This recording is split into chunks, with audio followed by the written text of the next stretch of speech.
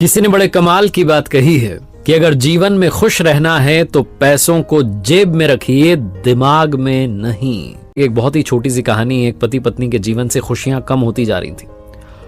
उन्हें इस बात की चिंता होने लगी कि हम पहले की तरह खुश नहीं रहते हैं, हमारे जीवन में तो अब खुशियां बची नहीं है। तो उन्हें किसी ने कहा कि पास में एक महात्मा जी आए हुए हैं, आप उनसे जाकर के मिल सकते हैं, वो हर समस्या का समाधान बताते हैं। ये गए, जाकर के अपनी बात रखी महात्मा जी के सामने कि हम अब खुश नहीं हैं, पहले बहुत खुश थे जब नई नई शादी हुई थी, अब हमारे जीवन से खुशियां कम होती जा रही हैं।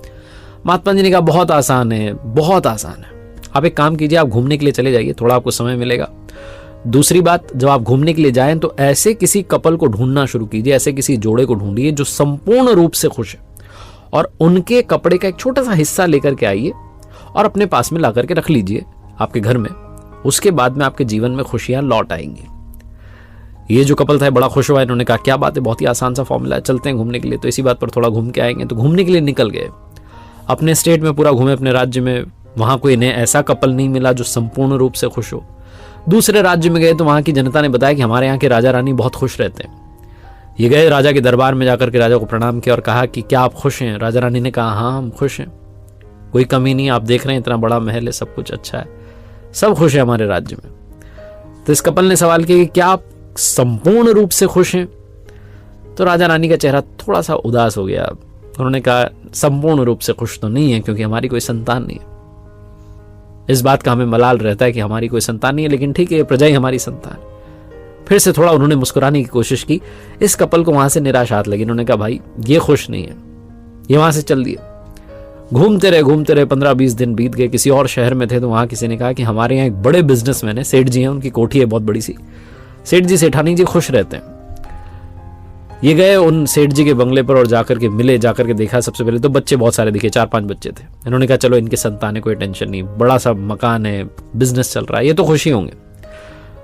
उनके साथ भोजन किया। उसके बाद पूछा कि क्या आप खुश हैं। सेठ जी सेठानी जी ने कहा हाँ हम खुश हैं। इन्होंने पूछा क्या आप संपूर्ण रूप से खुश हैं।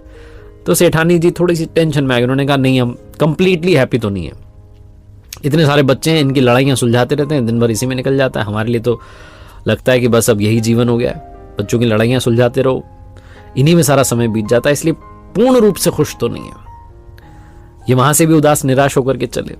इनकी यात्रा चलती रही।